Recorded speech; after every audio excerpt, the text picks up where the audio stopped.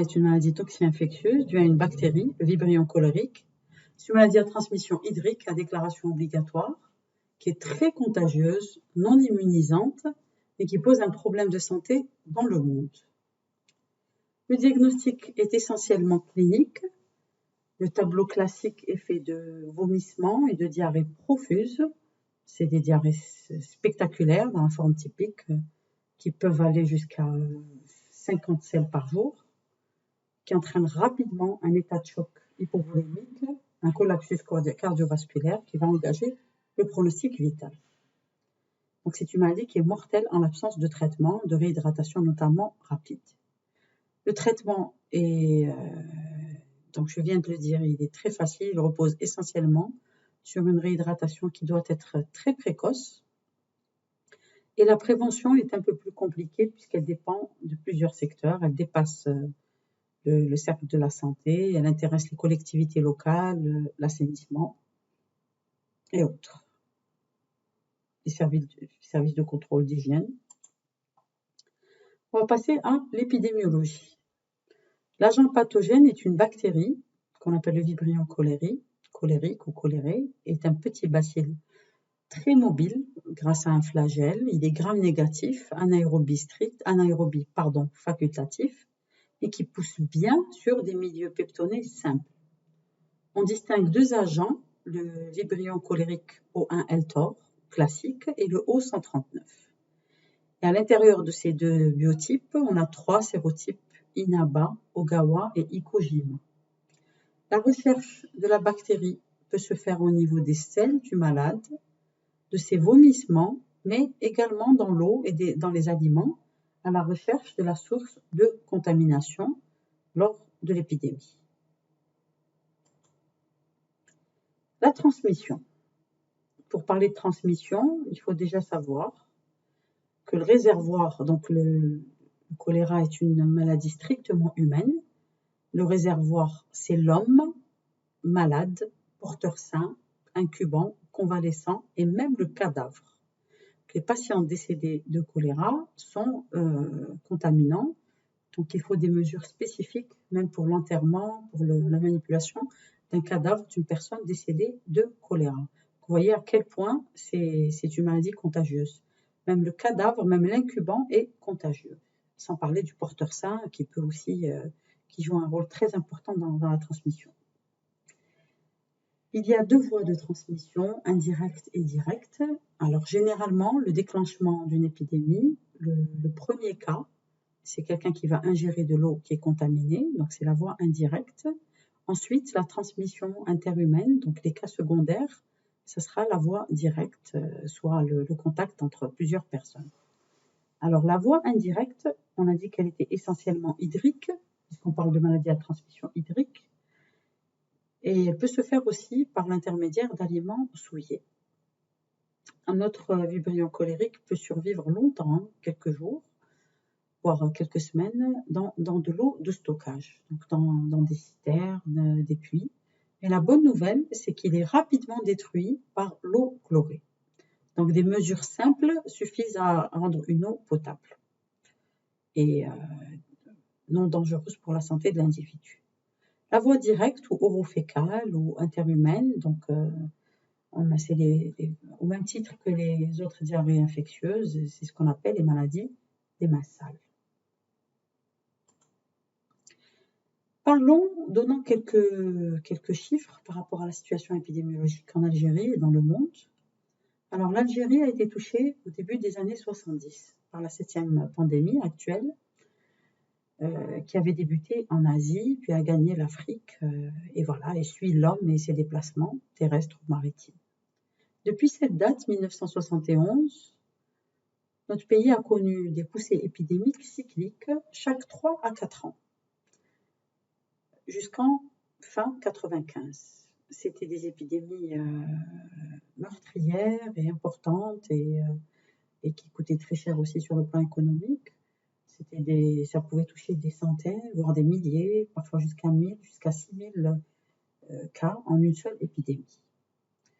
Et ensuite, il y a eu une accalmie. Donc depuis 1996, aucun cas de choléra n'avait été déclaré.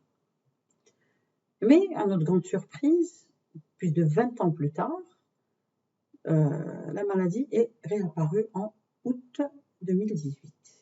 Voilà. Donc, il y a eu 103 cas confirmés, dont 5 à 6 décès. Cette épidémie, heureusement, n'a pas duré longtemps. Elle a duré 2 mois et demi.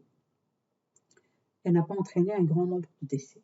Mais elle a remis en question toute notre qualité, donc la qualité de l'eau potable, l'assainissement, tout ce qui est gestion de l'eau potable. Dans le monde, le choléra est présent dans plus de 38 pays et l'OMS déclare des millions de cas à l'origine de milliers de décès annuellement, sachant que ces décès concernent dans les 2 tiers des cas les enfants de moins de 5 ans. Les enfants en bas âge, moins de 3 ans même, sont les grandes victimes de ces épidémies choléra en raison de la gravité de la déshydratation chez les plus jeunes. Quelques mots de physiopathologie. Alors, le vibrion va être éliminé et donc ingéré avec de l'eau souillée ou un aliment souillé, arrivé dans l'estomac du malade, où normalement ils sont détruits par l'acidité gastrique. Mais dans certaines conditions, ils vont arriver au niveau de l'intestin grêle, où le pH est alcalin, et ils vont se multiplier et pénétrer dans la muqueuse sans la léser. En fait, ils sécrètent une toxine protéique qui va pénétrer dans les entérocytes et qui va va perturber le système enzymatique et le système sécrétoire et entraîner une perte importante d'eau et d'électrolytes dans la lumière intestinale. C'est ce qu'on appelle un mécanisme toxinique, c'est un mécanisme non invasif, c'est-à-dire qu'il n'y a pas de lésion, qu'il n'y a pas d'inflammation au niveau de la muqueuse. On va avoir une perte d'eau, de sodium, de chlore, de bicarbonate, puis de potassium. Les pertes hydroélectrolytiques massives et brutales, qui peuvent aller, on l'a dit tout à l'heure, ça peut être 20 à 50 sels par jour, entraînant 10 à 20 litres par 24 heures de perte chez un adulte, vont expliquer la symptomatologie clinique, donc les diarrhées profuses, la déshydratation qui va venir brutalement, très rapidement, et impose l'urgence d'un traitement basé essentiellement, comme on a dit tout à l'heure, sur la réhydratation. La clinique. Alors, on va passer à la clinique. La clinique du choléra est très typique. Donc, on va parler de la forme typique qui est grave et qui, heureusement, n'intéresse que 10% des infections qui s'expriment cliniquement. La forme typique, il faut bien la connaître. Elle réalise une forme grave avec déshydratation de 10 à 12%, perte de 10 à 12% du poids du corps et état de choc hypovolémique. En période épidémique, elle va concerner seulement 10% des infections qui ont une expression clinique, c'est-à-dire que 90% des autres formes vont être infracliniques avec des petits symptômes, ça va être une diarrhée banale, on en parlera tout à l'heure, qui est parfois difficile justement c'est parfois difficile d'évoquer le choléra devant les formes qui sont infracliniques. Par contre là, la forme typique, vraiment, on doit tout de suite penser au choléra. L'incubation, elle est silencieuse, elle dure de quelques heures à 5 jours maximum. S'ensuit donc la phase de début qui est brutale, marquée par des douleurs épigastriques, une grande fatigue, de l'angoisse et une diarrhée soudaine qui est importante, qui est très très contagieuse parce qu'elle est très riche en germes. La phase d'état, là le tableau devient caractéristique et typique. Là on évoque aisément le choléra chez un patient qui va présenter une diarrhée profuse, aqueuse, de couleur blanchâtre, odorie. On parle de diarrhée résiforme, d'odeur fade, contenant des grains blanchâtres qui sont en fait un mélange d'agrégats de cellules épithéliales desquamées et de germes. Donc ces selles sont profuses et très très riches en germes. Les cellules sont desquamées. Ce n'est pas de l'inflammation, ce n'est pas de l'invasion, c'est de la desquamation. On dit que le mécanisme était toxinique et non invasif. Donc ces évacuations ne contiennent ni glaire, ni sang, ni pus. À côté du maître symptôme, qui est la diarrhée, profuses, fétidodrie, riche en germes, très contagieuse, sans glaire, sans sang, sans pus. On va retrouver des vomissements qui sont nombreux, au début alimentaires, ensuite bilieux, puis ils finissent par devenir aqueux et qui ressemblent à la diarrhée, donc Audrey également. Ils vont venir aggraver la déshydratation de notre malade et imposer une réhydratation par voie veineuse. La soif est intense et on retrouve également des douleurs abdominales, des myalgies et des crampes musculaires. À ce stade, cliniquement, le patient va présenter des signes de déshydratation globale, c'est-à-dire extra- et intracellulaire, avec un pli cutané, des signes de choc, une oligurie, une anurie, une soif intense, une sécheresse des lèvres, une voix cassée et une hypotonie des globes oculaires. Durant toute la maladie, deux choses importantes, la conscience est conservée et il n'y a pas de fièvre. Donc jamais de fièvre dans le choléra. Le choléra, c'est une diarrhée sans fièvre. Au total, devant ce tableau de diarrhée aiguë apyrétique avec une déshydratation, le diagnostic devient évident, surtout si on est en période d'épidémie. Il faut commencer rapidement, sans attendre de preuves ni quoi que ce soit. La réhydratation, c'est elle qui va conditionner le pronostic vital, isoler le malade, prélever ses selles, déclarer la maladie pour pouvoir déclencher l'enquête épidémiologique, rechercher les sources de contagion, d'autres cas, et prendre rapidement des mesures de prévention. On passe à l'évolution. L'évolution du choléra va dépendre de la forme clinique, de la qualité, de la précocité du traitement. On l'a dit tout à l'heure, seulement 10% des formes sont graves. Généralement, ça se passe très bien, ça rentre dans l'ordre rapidement, sans séquelles. Mais si on est devant une forme grave avec une déshydratation importante, le risque de décès par choc hypovolémique est très, très, très probable. Si le malade est bien réhydraté, les troubles vont vite rentrer dans l'ordre, le pouls reprend quelques minutes, les vomissements disparaissent en moins de 2 heures, la diurèse reprend également les premières heures et notre patient guérit rapidement et sans séquelles. Ceci dit, il faudra toujours vérifier que la coproculture est négative avant de décider la sortie du patient. En l'absence de traitement, la forme grave avec état de choc évolue vers la mort, vers une mort certaine par choc hypovolémique avec anurie, insuffisance rénale et troubles métaboliques. D'ailleurs, on dit que le nombre de décès au cours d'une épidémie de choléra est dû au manque d'expérience des équipes médicales et paramédicales. C'est-à-dire que si on agit très très vite, on réhydrate très rapidement, on ne devrait pas avoir une mortalité importante dans les épidémies de choléra. À côté de la forme clinique typique, qui, rappelons-le, donc constitue 10% des expressions cliniques en période d'épidémie, il existe d'autres formes symptomatiques. Donc on peut avoir des formes avec des hydratations minimes, inférieures à 5% du poids du corps, ou avec des hydratations modérées. La forme infraclinique est très fréquente et son rôle épidémiologique est très très important, parce que c'est cette forme-là qui va disséminer la maladie dans le temps et dans l'espace. Donc il faut toujours la diagnostiquer et l'indiquer. Il existe d'autres formes selon l'âge, la forme du nourrisson, où la contamination peut se faire à cause de mauvaises conditions d'hygiène. Chez l'enfant, la fièvre et les convulsions peuvent être observées et particulièrement, on aura une fréquence particulière de l'hypoglycémie, donc toujours réhydrater avec des solutés glucosés chez l'enfant. Chez la femme enceinte, le choléra peut entraîner un accouchement prématuré, surtout au cours du 3e trimestre de la grossesse. Chez le vieillard, la fragilité du terrain va aggraver le pronostic et le compliquer en raison du risque de ramollissement cérébral.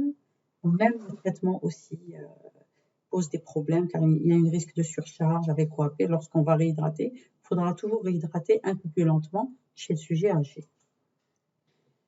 Passons au diagnostic du choléra. Le diagnostic positif, rappelons-le, est essentiellement clinique. On va confirmer par un examen très simple qui est la coproculture. En période épidémique, on va l'évoquer devant une diarrhée aiguë apyrétique. En dehors des épidémies, on va y penser également devant une diarrhée aiguë apyrétique, surtout si on est en été et si on se trouve dans une région qui a déjà connu par le passé une épidémie de choléra. On demandera à ce moment-là une coproculture à la recherche du Vibrio cholerae. Le diagnostic biologique, quant à lui, repose essentiellement sur la recherche de la bactérie dans les selles du malade. On effectuera un examen direct et une culture. C'est un examen facile, pas coûteux. Les milieux de culture sont simples, pas besoin d'être coûteux ni très enrichis. La coproculture va me permettre de faire le diagnostic de certitude et également de vérifier l'efficacité de mon traitement. Car on a dit tout à l'heure, on ne va pas décider de la sortie du malade si sa coproculture n'est pas négative. L'isolement entraîne immédiatement une déclaration sur le plan national et international.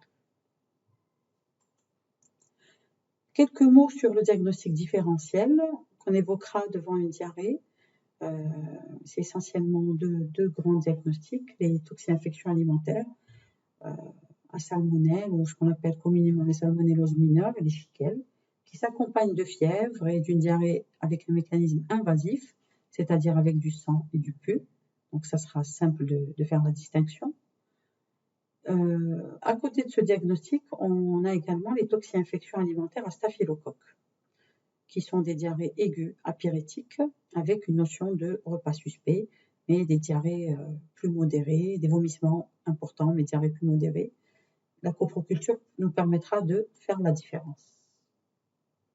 On passe au traitement. Le traitement, on l'a dit tout à l'heure, repose essentiellement sur une réhydratation correcte, précoce et rapide. Ce sera le seul moyen d'enrayer l'évolution fatale de l'état de choc. L'antibiothérapie est accessoire. Son but sera d'éliminer rapidement les vibrions dans les selles, donc de réduire la durée et le volume de la diarrhée, donc de réduire la durée de l'hospitalisation et la durée de la contagiosité, puisqu'on a dit que les selles étaient très contagieuses. Alors, cette réhydratation, elle va avoir pour but de compenser les pertes. Elle se fait par voie intraveineuse et par voie orale. Quand est-ce qu'on va utiliser intraveineuse? Quand est-ce qu'on va utiliser la voie orale? Alors, la voie IV, si je suis devant un état de choc, une déshydratation importante ou des vomissements qui empêchent la voie orale. On va la faire soit par l'association de 2 tiers de sérum salé isotonique, 1 tiers sérum bicarbonaté avec 1 g de chlorure de potassium pour corriger l'hypokaliémie, soit par une solution déjà préparée, le Ringer lactate. On va injecter donc à peu près 10% du poids du corps. C'est-à-dire chez un adulte de 60 kg, on va calculer 6 litres à mettre en perfusion intraveineuse. Le premier litre en 15 minutes, en 4 collapsus, le second en une demi-heure, puis on va adapter le remplissage selon les pertes. La voie orale, quant à elle, est utilisée si le malade ne vomit pas, en relais de la voie intraveineuse, c'est-à-dire que dans les premières heures, on va mettre une perfusion intraveineuse, et ensuite, lorsque le malade sera mieux, qu'il sera stable, on va continuer par voie orale. On peut l'utiliser aussi en cas de déshydratation modérée, mais on doit surveiller de très près notre patient. Elle va faire appel à la solution, les SRO, ou solutés de réhydratation orale de l'OMS. C'est des petits sachets de poudre qu'on va dissoudre dans un eau d'eau potable qui va contenir du glucose, du NaCl, du bicarbonate de soude et du potassium. C'est de l'eau, ça va nous reconstituer de l'eau qui est à la fois sucrée et salée. Deuxième arme, on a dit les antibiotiques qui sont accessoires. Classiquement, on utilise en premier lieu les tétracyclines qui gardent une très bonne efficacité, qu'on ne doit pas utiliser chez la femme enceinte et l'enfant de moins de 7 ans. Sinon, on utilise aussi le furoxane. C'est des courtes durées, des courtes cures d'antibiothérapie qui durent 3 à 5 jours. On peut également utiliser le cotrimoxazole et l'azithromycine. En pratique, comment on va prendre en charge notre malade? Donc, sur place, donc lors d'une épidémie, vous pouvez voir des vidéos sur YouTube de médecins du monde, ou des épidémies de choléra à Haïti, par exemple, comment c'est pris en charge, ou dans certains pays d'Afrique subsaharienne. Donc, on va voir qu'en attendant l'hospitalisation en milieu spécialisé, on doit réhydrater in situ très très vite. Chez l'adulte, si le malade ne vomit pas, on va le faire boire abondamment. Puis on va placer une perfusion de sérum salé isotonique avec un débit de 50 à 80 gouttes minute selon l'importance des diarrhées. Maintenant, si le malade vomit, on va mettre d'emblée une perfusion IV uniquement, ça ne sert à rien de le faire boire, avec à flot, donc très très rapide, à raison de 120 gouttes minute. Chez l'enfant, on va également donner à boire abondamment une solution de réhydratation orale et placer une perfusion avec un débit plus lent, donc de sérum salé isotonique à 40 gouttes minute. Dès l'hospitalisation, en centre, généralement c'est dans des centres spécialisés, centres de traitement du choléra, ou sinon dans un service spécialisé où on prendra en charge que des malades infectés donc, par le choléra pour éviter les contaminations d'autres patients. On va procéder au prélèvement des selles et placer le malade sur un lit de cholérique. On verra la photo à la fin du cours. Ce lit va nous permettre de mesurer le volume des pertes. C'est un lit qui est perforé donc en son milieu au niveau du siège où il y aura un seau gradué en dessous de la perforation et on pourra mesurer les pertes, puis perfuser selon le volume des pertes.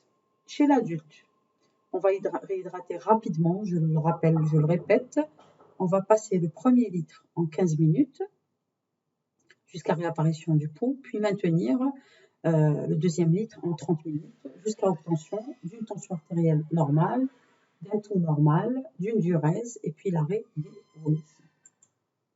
Une fois la réhydratation assurée, on va maintenir donc un volume égal aux pertes et puis on va réduire la vitesse de perfusion. On arrêtera la perfusion intraveineuse lorsque les selles ne seront plus aqueuses et que la diurèse sera redevenue normale. On prescrit également les antibiotiques, donc tétracycline ou doxycycline. On peut donner une dose minute, une dose unique, ça évite les problèmes d'observance, 300 mg en dose unique, à éviter toujours chez la femme enceinte et l'enfant de moins de 7 ans. Enfin, chez l'enfant de moins de 5 ans, la réhydratation doit être toujours précoce, comme dans toute déshydratation aiguë de l'enfant, qui peut être gravissime, en étant prudent et en faisant attention particulièrement au risque d'hypoglycémie. Voilà. Donc, on va donner 5%, chez l'adulte, rappelons-le, c'est 10% du poids du corps à peu près. Chez l'enfant, ça sera 5% du poids du corps les 2 premières heures, puis entre la 3e et la 6e heure, 5% du poids. Le soluté de perfusion doit être composé de Ringer lactate aux 2/3 et de sérum glucosé à 1/3, car il y a un risque important d'hypoglycémie chez l'enfant. À la 6e heure, on donnera des sels de réhydratation par voie orale et du zinc, toujours associé à une antibiothérapie. Passons maintenant à la prophylaxie. La prophylaxie va reposer sur l'isolement et le traitement de tout malade atteint de choléra, la déclaration obligatoire de la maladie, qui va entraîner rapidement des mesures préventives et des enquêtes épidémiologiques appropriées, la désinfection des selles, des vomissements par l'eau de Javel, la désinfection des récipients, du lit, des draps, des moyens de transport avec l'eau de Javel. On a dit que ça doit se faire dans un service spécialisé ou dans un centre spécialisé, en faisant très attention à toutes les mesures préventives. Et puis, bien entendu, on recherchera toujours des porteurs dans l'entourage du malade et on les traitera pour éviter des cas secondaires. Mais la prophylaxie, la prévention du choléra repose surtout sur la lutte contre les maladies à transmission hydrique. Et ce, par l'amélioration de l'assainissement du milieu, le contrôle du réseau d'eau potable destiné à la population et généralisation de tout à l'égout. D'ailleurs, la dernière épidémie qu'on a connue, en août 2018, était due à la consommation d'eau qui n'était pas bonne qui répondait pas aux normes. Voilà, ce n'était pas de l'eau potable, donc il y avait un problème d'assainissement dans une localisation avec des constructions ou des sources d'eau illicites, et c'est ce qui a entraîné donc la dernière épidémie qui heureusement n'a pas été explosive. Le renforcement des mesures d'hygiène individuelles et collectives est aussi très important pour la lutte contre cette maladie, ainsi que le contrôle de l'entretien des installations hydrauliques et d'assainissement qui sont parfois très vétustes et qu'on oublie jusqu'à l'arrivée d'une épidémie, malheureusement. Et enfin, l'éducation sanitaire de la population reste un axe très très important pour la prévention de ces maladies, rappelons-le, qui font partie des maladies des masses.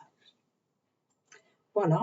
Pour finir, il y a ces deux petites photos. Donc, en haut à gauche, on a un vibrion cholérique sous le microscope. Vous voyez le flagelle polaire, c'est des petits bacilles donc en virgule. Et en bas à droite, on va avoir des photos qui ont été prises dans un centre de traitement du choléra, ce qu'on appelle le lit de cholérique. Donc, vous voyez le trou, donc au niveau du siège, à peu près au milieu du lit, qui correspond donc à la source, donc la diarrhée. Et en dessous du trou, on a un seau gradué. Et grâce à ce seau gradué, on va pouvoir mesurer les pertes du malade pour pouvoir les compenser. Donc le choléra reste un problème de santé publique mondial et c'est un indicateur important du développement social et du niveau d'assainissement d'un pays. Donc ça reste une maladie à transmission hydrique très très préoccupante dans le monde. Restons très vigilants et ne cessons pas de répéter les messages de prévention. Je vous remercie pour votre attention.